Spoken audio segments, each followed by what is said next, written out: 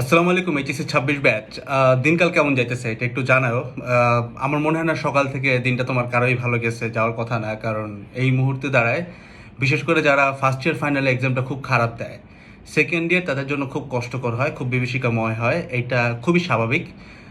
এটা না হওয়াটা অস্বাভাবিক, ঠিক আছে? এটা কারণ আছে, কজ একে তো তুমি তোমার গ্যাপসগুলো ফিল আপ করতেছো, তার সাথে সেকেন্ড ইয়ারের একটা নতুন প্রেশার থাকে, কলেজে যাওয়ার ব্যাপার স্যাপার থাকে, পুরো জিনিসটা মিশলায় একটা ম্যাজাকের হয়ে যায়।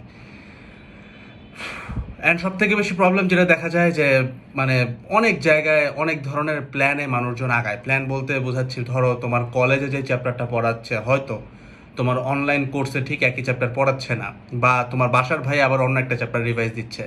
তো এর মধ্যে আমি 3 দিন আগে একটা ভিডিও বানাইছিলাম এরকম একটা টাইটেলে, যে মিশন অক্টোবর। মিশন অক্টোবরের আমার যেটা ভিশন ছিল তোমাদেরকে নিয়ে, সেটা হচ্ছে আমি চাচ্ছিলাম যে ওই ভিডিওটাতে মনে হয় কতজন দেখছে, 6-7 হাজার মানুষ হয়তো দেখছে। প্ল্যানটা ফলো করতেছে প্রায় 400 থেকে 500-র মধ্যে একটা নাম্বার।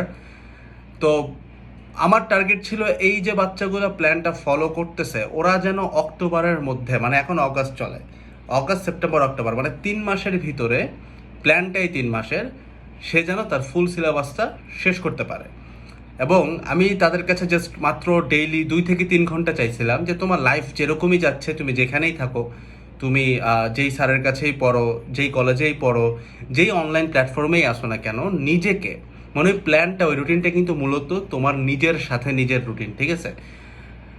সাথে হ্যাঁ, আমার কাছ থেকে তুমি বেশ কিছু হেল্প পাবা, যেমন একাডেমিক অ্যাডমিশন কোর্সের ফিজিক্স ম্যাথের হেল্প পাবা, অবভিয়াসলি পাবা। আর এটাতে আমি সর্বোচ্চ চেষ্টা করছি তোমার পড়াটাকে গোছানোর, সব থেকে সংক্ষিপ্ত সময়ে যেন সব কিছু কভার করতে পারি, এরকম একটা চেষ্টা আমরা করছি আলহামদুলিল্লাহ। And I guess we are quite successful, তোমাদের রিভিউজ কথা বলে। বাট আসো এই প্ল্যানের ব্যাপারে কিছু কথাবার্তা আমার তোমাকে বলা দরকার। দেখো, আমরা কিন্তু এটা একটু মজা করে অনেকেই বলি যে দেখা যাবে যে মামা ওই যে কি জানি ল্যাম্প পোস্টের লাইটে হচ্ছে পড়াশোনা করছে, মানে আমরা এরকম একটা ব্যাপার প্রচলিত দেখছি যে সাকসেসফুল প্রত্যেকটা মানুষেরই একটা ব্যাক স্টোরি থাকে। এই কথাটা অস্বীকার করার কোনো জায়গা নাই যে অনেক মানুষই আছে যারা হয়তো অনেক খারাপ লক্ষ্যে বা খারাপ স্বার্থে, ব্যক্তিগত স্বার্থে এই স্টোরিগুলোকে অনেকভাবে কালারফুল করে, কিছু মিথ্যা মেকি জিনিসপত্র অ্যাড করে। যেমন যখনই আমরা একটা বায়োপিক বা বায়োগ্রাফির মুভি দেখি কোন একটা স্টার বা সেলিব্রিটি নিয়ে, যেমন ধরো MS ধোনির একটা আমরা দেখছিলাম ছোটোবেলায়, মানে ছোটোবেলা বলতে কত 16-17 সাল হবে মনে হয়, ওই like something the untold story, তাই না? তো ওইখানে আমরা কিন্তু সবাই জানি যে হ্যাঁ, স্টোরি লাইন ঠিক আছে, বাট এখানে অনেক কিছু রসকস অ্যাড করা হয়েছে সো দ্যাট মানুষজন থিয়েটারে বসে মুভিটা দেখে। তো হ্যাঁ, এটা সত্য যে সাকসেসফুল মানুষ তার লাইফের স্টোরিটাকে কালারফুল করার জন্য, কিংবা এটা মানুষকে শোনাইতে আগ্রহী করার জন্য অনেক প্রকারের এলিমেন্টস অ্যাড করে, যেটা কখনোই সাপোর্টিং না। মানে আমি এটা সাপোর্ট করি না, এটা করা উচিত না। এটাতে অনেকগুলা মিথ্যা ঘটনা অ্যাড হয়, সত্যটা অনেক ক্ষেত্রে ধামাচাপা পড়ে, এবং তাদের এই মিথ্যা গল্পগুলো অ্যাড করার জন্য অনেক সময় দেখা যায় সত্যি ঘটনাটা মানুষ আর বিলিভ করতে চায় না। তবে আমি তোমার কাছে একটা সত্যি কথা বলি, সে যেই অ্যাঙ্গেলে সাকসেসফুল হোক, সেটা তার কর্পোরেট ক্যারিয়ার হোক, তার বিজনেস লাইফ হোক, তার পড়ালেখা হোক, তার ভার্সিটি লাইফ হোক, যে লাইফে সে সাকসেসফুল হোক না কেন, তুমি একদম লিখে রাখতে পারো যে কোনো জায়গায় যে এই লোকটার কিছু না কিছু একটা স্টোরি আছে। হ্যাঁ, আমি মানতেছি যে যদি 10 জন স্টোরি শেয়ার করে, তার মধ্যে 4-5 জনই হবে যারা হচ্ছে স্টোরিটাকে অনেক বেশি অতিরঞ্জিত করে দেখায়, it's true. But I can assure you 10 জনেরই স্টোরি আছে। এই ঘটনা কোনোদিনও ঘটে নাই যে সে ব্যাপারটা নিয়ে প্ল্যানিং করে নাই, কিচ্ছু চিন্তা ভাবনা করে নাই, ধুম করে একদিন হুট করে জিনিসটা লাগে গেছে, মিলে গেছে। ব্যাপারটা এরকম হওয়ার চান্স নাই। প্রত্যেকেরই স্টোরি আছে। মনে করো তোমার স্বপ্ন বুয়েট, তো তুমি যদি বুয়েটের 1215 জন তোমার সিনিয়র ব্যাচের ভাইকে যে জিজ্ঞাসা করো, আমি তোমাকে একদম লিখে দিতে পারি, এরকম একটা উত্তরও পাবা না যে তোমাকে বলবে যে ভাই নাচতেছিলাম, গাইতেছিলাম, খেলতেছিলাম, হুট করে একদিন বুয়েটে হয়ে গেছে। কখনো হয় নাই। মানুষ তার স্টোরিকে বিকৃত করতে পারে, বাড়াইতে আগাইতে পারে, ওইটাতে আমরা না যাই। বাট এতটুকু শিওর থাকো, সে কতটুকু বাড়াইছে কমাইছে আমরা জানি না, বাট তার একটা স্টোরি ছিল। তো 26 বছর যারা আসো, এই যে মিশন অক্টোবর যে কনসেপ্টটা, যে ভিশনটা, যে মিশনটা, যেইটার এগেনস্টে 400-500 মানুষ কমেন্ট করছে, জানাইছে যে দে অ্যাকসেপ্টেড দ্য চ্যালেঞ্জ, যে তারা 3 মাসে সিলেবাস শেষ করবে। আমি জানি যদি 500 জন চ্যালেঞ্জটা সিলেক্ট করে বা অ্যাকসেপ্ট করে, খুব বেশি হলে তার মধ্যে 10% এটা সলভ করবে। কেন? আমি তোমার একদম নর্মাল একটা পিরামিডটা বোঝাই। দেখো, পিরামিডটা দেখতে এরকম, তো নিচের সবাই যদি এটাকে অ্যাকসেপ্ট করে, সাকসেসফুল উপরের মানুষই হবে। মানে পুরো জিনিসটা 3 মাস পর্যন্ত টানতে সবাই পারবে না। যেমন আমি এই ভিডিওটা দেওয়ার মেইন রিজন তোমাদেরকে মোটিভেটেড রাখা throughout the whole journey, যেন তুমি ছেড়ে না দাও।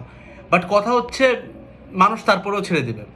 এবং ফান ফ্যাক্ট, একটা খুব মানে বড় একটা ফান ফ্যাক্ট হইতেছে, তোমার কাছে মনে হইতে পারে যে ভাই অলরেডি 500 মানুষ অক্টোবরের মধ্যে সিলেবাস শেষ করতেছে, তারপরে তারা অ্যাডমিশনের পড়াশোনা করবে, রিভাইজ দিবে। তো আমার জন্য তো এটা খুব বড় একটা কম্পিটিশন হয়ে যাবে। ধরে নিচ্ছি তুমি ভিডিওটা অন দ্য ফার্স্ট পেজ প্রথমবার দেখতেছো, যে মিশন অক্টোবর নিয়ে কিছু জানতাই না, 3 মাসে সিলেবাস করার অ্যান্ড অল। জানার কথা অনেকেই, অনেক ভাইয়েরা এগুলো নিয়ে ভিডিও বানাইছে about this mission October thing. But তুমি যদি না জেনে থাকো, তোমার একটা আশার কথা বলি, 500 জন যদি চ্যালেঞ্জ অ্যাকসেপ্ট করে থাকে, খুব বেশি হইলে 500 নাম্বারটা অনেক বড়, তারা যখন অ্যাডমিশন সিজনে ঢুকবে 500 মানুষ অনেক পাওয়ারফুল, ট্রু। বাট যদি 10% সাকসেস রেট চিন্তা করো, তাহলে মাত্র 50 জন মানুষ। সো যে কোনো ইউনিভার্সিটিতে সিট কিন্তু 1000-এর উপরে থাকে, সো মাত্র 50 জন, দ্যাটস নাথিং কিন্তু। সো জিনিসটা এভাবে চিন্তা করার চেষ্টা করো। সো এরকম ভাবার কোনো দরকার নাই যে ভাই অগাস্ট তো অলরেডি শুরু হয়ে গেছে, 4-5 দিন কন, তো আমি এখন কেমনে কি, মানে যারা শুরু করছে তারা তো আগায় গেছে। না ভাই, বিশ্বাস করো সবাই আগায় নেই। আগাইলে খুব বেশি হলে 40 থেকে 50 জন আগাইছে, যাক আগায়, সমস্যা নাই, আমি আমার সর্বোচ্চটা দিব। সো ডিসক্রিপশানে কিন্তু রুটিনের লিঙ্ক দেওয়া আছে এখনও, তোমরা চাইলেই ডাউনলোড করে এটা প্রিন্ট করে সামনে রেখে ফলো করতে পারো। রুটিনের এক্সপ্লেনেশনের ভিডিওটাও আমি নিচে দিয়ে রাখবো, দেখতে পারো। এবার আসো অ্যাকচুয়াল স্টোরিটা, যে আচ্ছা আমি বিড়ালটার একটু বাইর করে দিই, একটা second, spare me a second, একটা সেকেন্ড। বিড়ালটা জ্বালাইতেছে, আমার রুমে আটকা পড়ে গেছিল বিড়ালটা, মাই ব্যাড, সরি। তো তোমার কাছে মনে হইতে পারে যে ভাই মানে how do I create my own comeback story. দেখো আমি সত্যি কথা বললে তোমার একটা জিনিস প্রশ্ন করে, যদি ভাই তোমার এই পর্যন্ত কি স্টোরি নাই, তুমি কিন্তু 100% বলবে ভাই স্টোরি আছে। সমস্যাটা কোথায় জানো, তোমার স্টোরি কেউ শুনতে চাচ্ছে না ভাই। মানে I can tell you one this thing আর কি। যেমন ধরো তুমি জানো যে এখন আমার কথা বাদ দাও, যে কোনো বুয়েট মেডিকেল ঢাবিতে পড়ে, এরা এসে যদি তার অ্যাডমিশন জার্নি শেয়ার করে, দেখবো ওইগুলোতে ভিউজ 10,000, 20,000, 30,000, 1 লাখ হয়ে যায়। কারণ কি? কারণ মানুষ তার স্টোরিটা শুনতে চায়। তোমার আর ওর মধ্যে পার্থক্যটা কি? বিশেষ করে তোমার আর আমার মধ্যে পার্থক্যটা কি? হ্যাঁ, একটা এজ ডিফারেন্স আছে, আমি 20 ব্যাচ, তুমি 26 ব্যাচ, 6 বছরের ডিফারেন্স। এরপরে আরেকটা পার্থক্য আছে, সেটা হচ্ছে ভাই আমি এমন একটা ভার্সিটিতে পড়তেছি যেটাতে তুমি আসতে চাও। তুমি এখানে আসার পরে কিন্তু তোমার আমার মধ্যে আহামরি পার্থক্য থাকবে না। তো এখানে তোমার স্টোরি যে তুমি বলতে পারতেছো না, এটার মেইন রিজন হচ্ছে ইউ ডোন্ট হ্যাভ সামথিং যেইটা দেখার কারণে মানুষজন তোমার কাছে আসবে। মানে তুমি এখনো তোমার স্বপ্নের জায়গাগুলোতে যাও নাই, ইজি ব্যাপার, but still you have the story.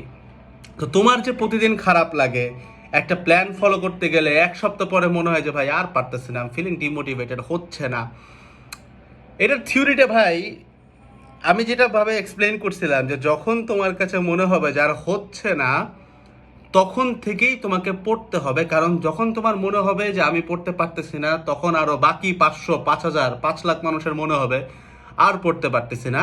এখন তখন মেজরিটি মানুষ কুইট করবে, পড়বে না। ওই টাইমে যদি তুমি পড়তে পারো, অটোমেটিক্যালি তুমি পিরামিডের উপরের পোর্শনে চলে যাচ্ছ। আমি একটা খুব সুন্দর লেখা পড়ছিলাম, যেটা আমি আমার ইউটিউব কমিউনিটিতে শেয়ার করছিলাম, যে যারা মুসলিম ধর্মের আছো তাদের জন্য বলতেছি। আমরা নামাজ কালাম পড়ি, তো নামাজ কালামের সময় কান্নাকাটি করা, মানে লাইক একদম অন্তঃস্থল থেকে যদি তোমার চোখ থেকে 1-2 ফোঁটা পানি পড়ে, এটা কিন্তু একটা ইমেন্স লেভেলের ব্লেসিং। আমি জানি না তোমরা কয়জন এই জিনিসটা ফেস করতে পারছো, তবে আমি আমার লাইফে বেশ কয়েকবার সৌভাগ্য হয়েছে এই জিনিসটা পাওয়ার।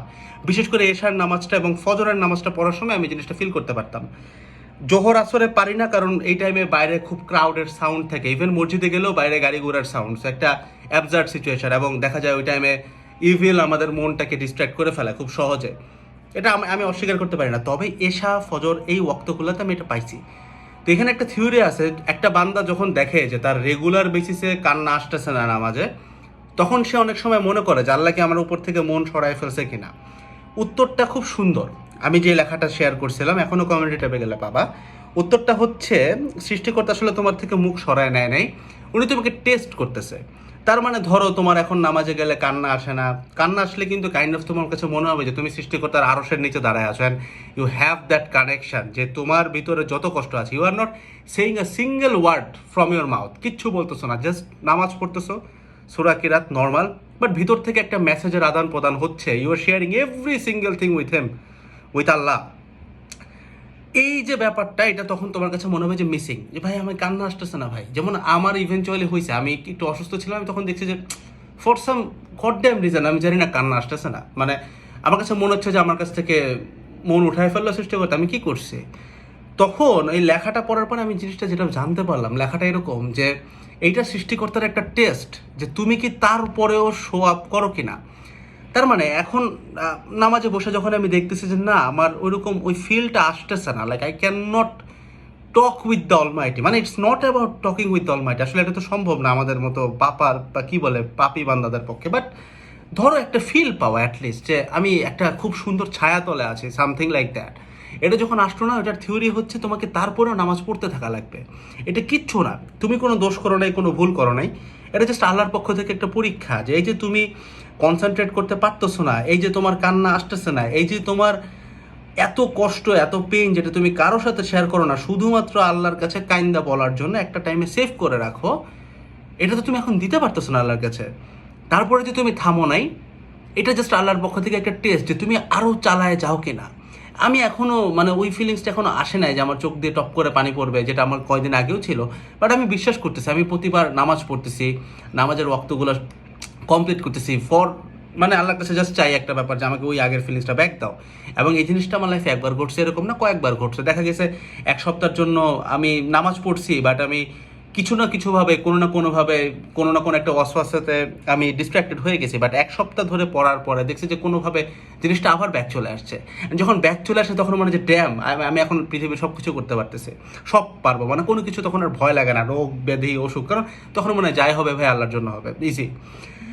সো এইখান থেকে একটা শিক্ষা কি জানো ভাই, একদম বেসিক শিক্ষাটা হইতেছে এটা, যে এই যে তোমার ধরো 3 মাসের প্ল্যান নিয়ে নামলা, প্রথম উইকে হচ্ছে না, সেকেন্ড উইকে হচ্ছে না, ভাই একটা জিনিস বুঝো, হাজার হাজার লাখ লাখ পোলাপান আল্লাহর কাছে চাইতেছে যে আল্লাহ আমাকে যেমনে হোক সিলেবাসটা শেষ করায় দাও। এখন সৃষ্টিকর্তা তো সবাইকে সিলেবাসটা শেষ করাবে না, কাজ সব জায়গায় তো সিট লিমিটেড ভাই, তাই না? তো যখন উনি একটা সিলেকশন প্রসেসে ফেলবে, যখন উনি তোমার তাকদির নির্ধারণ করবে, তখন সে কাদেরকে চুজ করবে? সব থেকে বেশি হার্ড ওয়ার্কিং, সব থেকে বেশি ডিসিপ্লিন যেই লোকটা ছিল, যে হাজারটা বাধার পরেও শো আপ করছে এভরি সিঙ্গেল ডে, তাকেই দিবে। একদম নামাজের কনসেপ্টের মতো, বিকজ ডেইলি নামাজ পড়ে কোটি কোটি মানুষ। আমার আমার সাথে কেন আল্লাহ তার একটা ইমোশনাল মানে একটা দরজা খুলে দেবে, যে যেখানে আমি তাকে আমার ইমোশনটা দিতে পারবো। এটা কিন্তু হিউজ একটা ব্লেসিং ভাই। আফটার দ্যাট প্রেয়ার মনে হয় যেন যে দুনিয়াটা হালকা হয়ে গেছে, মানে তখন মনে হয় যে মরলেও সমস্যা নাই। এটা কেন আমাকে দিবে? So I have to prove my self যে আল্লাহ আমি এটার পর না পাওয়ার পরেও আই ডিড ইট। সো পড়ালেখার ক্ষেত্রে সেম। তোমার যখন মনে হচ্ছে যে আমি পড়তে পারতেছি না, 1 সপ্তাহ খারাপ গেছে, 2 সপ্তাহ খারাপ গেছে, I can bet on you, তুমি 3টা সপ্তাহ দাও, 3 সপ্তাহ হয় না 4টা সপ্তাহ দাও, থিংস উইল অলওয়েজ চেঞ্জ ভাই। ওই একটা কথা প্রচলিত আছে যে দিস টু শ্যাল প্যাস। তো লাইনটা হয়তো সেরকম, যে তুমি যদি করতে থাকো, তুমি যদি কিচ্ছু না, মানে you don't have to be gifted, you don't have to be anything, just আল্লাহকে এতটুকু, তোমার সৃষ্টিকর্তা তুমি যে ধর্মেরই হোক, জাস্ট প্রুভ দ্যাট যে আমি সব থেকে বেশি ডিজার্ভিং, আমি সব থেকে বেশি হার্ড ওয়ার্কিং, আমি সব থেকে বেশি কষ্টের মধ্যে দিয়ে বাইরে যেতে পারি। তুমি যদি এতটুকু করতে পারো ভাই, বাকি দায়িত্ব সৃষ্টিকর্তা। আমি তোমাকে বেট করে বলতে পারি, বিকজ আমার লাইফে এই নামাজের ব্যাপারটাই তোমাকে বললাম, এটা আমার লাইফে একবার না কয়েকবার ঘটছে। ছোটোবেলা থেকে যদি কাউন্ট দিতে পারি, ছোটোবেলায় আমি এরকম পারতাম না, এটা মেবি আমার হয়েছে মেবি কলেজ ডেজ থেকে আমি এরকম নামাজ কালাম পড়তে পারতাম আলহামদুলিল্লাহ। বাট এর আগে এরকম আমি কখনোই ফিল করতে পারতাম না, কনসেন্ট্রেশন আসতো না। বাপ মার কাছ থেকে শিখছিলাম যে হাউ টু ডু দ্যাট, নিজেকে বন্ধ করার ব্যাপার আছে, উজু করার ব্যাপার আছে। আচ্ছা, এগুলো রিলিজিয়াস অ্যাসপেক্টস, এখানে এত বলে লাভ নাই, যারা জানার তারা অলরেডি এগুলো নিয়ে অনেক জানে। বাট দ্য ফ্যাক্টর ইজ, তুমি যদি তোমার সর্বোচ্চটা দাও, আল্লাহ সৃষ্টিকর্তা তোমার দিকে মুখ তুলে তাকাবেই, মানে that's a must, that's what he says, যে তুমি আমার দিকে 10 কদম আসো, আমি তোমার দিকে কয় কদম আসি তুমি দেখো, তুমি হাইটে আসলে আমি দৌড়ে আসবো, মানে একটা লাইক তোমার উপমা দিয়ে জিনিসটা এক্সপ্লেইন করা, ঠিক আছে? So you should have your stories, you should give it your all. একটা জিনিস নর্মালি বুঝো, একটা খরগোশ যে বনে থাকে, ওর লাইফের স্টোরি কী আছে? খাবে দাবে, ইজি ফুড, ঘাস খেলে বাঁচতে পারে, ইজি ফুড, নো ফাইট, কোনো মারামারির কিচ্ছু নাই, ঘাস সব জায়গায় আছে জঙ্গলে, ঠিক আছে? সে ঘাস খাচ্ছে, বড় হইতেছে, দ্যাটস ইট। একদিন কোনো দিন একটা সাপ আসবে, তাকে খাইয়ে ফেলবে, লাইফ এন্ডেড। কোনো স্টোরি নাই, কিন্তু একটা স্টোরি ঘুরতে গেছিল অ্যান্ড সে মারা গেল, শেষ। তুমি যদি একটা সিংহর কথা চিন্তা করো, এই লোক এই জিনিসটা বাঁচে 14 থেকে 15 বছর, and to feed his body, just ওর শরীরটারে খাওয়ানোর জন্য ওর ডেইলি একটা করে হরিণ লাগে, যেটার ওয়েট কমপক্ষে 60 কেজি।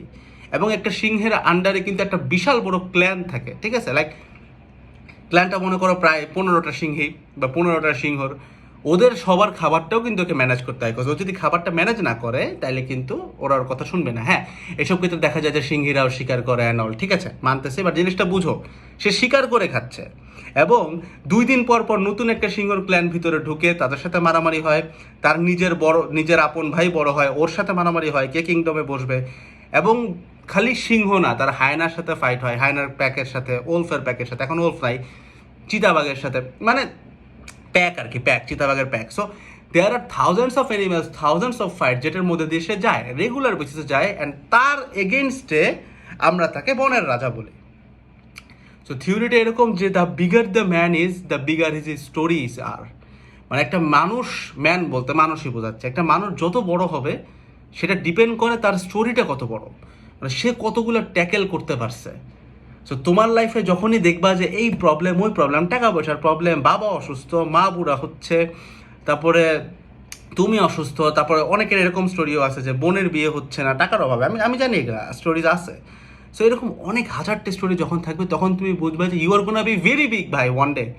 জাস্ট নিজেকে ঠিক রেখে, ইমান ঠিক রেখে সর্বোচ্চটা পরিশ্রম করো। তুমি যেদিন বড় হবা তোমার স্টোরি হাজার হাজার মানুষ শুনবে, কোটি কোটি মানুষ শুনবে, অ্যান্ড আমরা জাস্ট শুনে তোমার কাছ থেকে অনুপ্রাণিত হব। তোমার টার্গেট, মানে তুমি যদি আমার ভিডিও দেখে থাকো কোনো দিন, আমি জাস্ট একটা দোয়া তোমার জন্য করি, তোমার ভাই সবাইকে ছাড়াইতে হবে, আমাকে তো ভাই মিনিমাম ছাড়াইতে হবে, মানে তোমার আমাকে ক্রস করতে হবে অ্যাট এনি কস্ট, বিকজ তুমি আমার ভিডিও দেখছো।